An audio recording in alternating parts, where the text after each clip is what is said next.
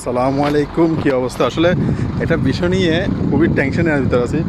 এই যে রোডে যে আপনার আছে না, সিগন্যাল আছে না, সিগন্যাল অথবা জেব্রা ক্রসিং আর কি, জেব্রা ক্রসিংয়ের উপর দিয়ে যাইতে এখন খুবই সাবধান। কারণ কি লিগে আপনার আগে হয়তো এটা হুকুমতের হাতে আসছিল, মানে অনেক সময় এই সিআইডি ধরতো না বা ছাড় দিত।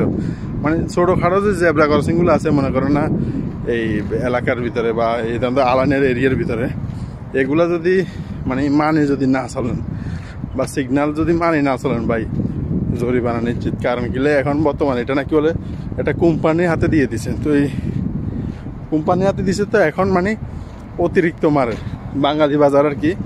আলানের বাঙালি বাজারে আপনার এখান দিয়ে কয়েকটা সিগন্যাল আছে, ওইখান দিয়েও নাকি বলে মানে অতিরিক্ত মানে ফাইন মারতেছে আর কি, ফাইন করতেছে।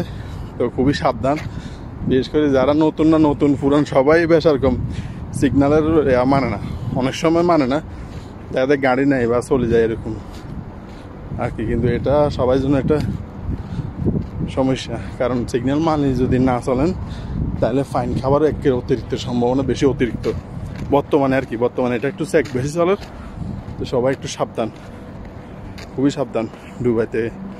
কারণ তো চেঞ্জ হইতে আছে। আল্লাহ হাফিজ।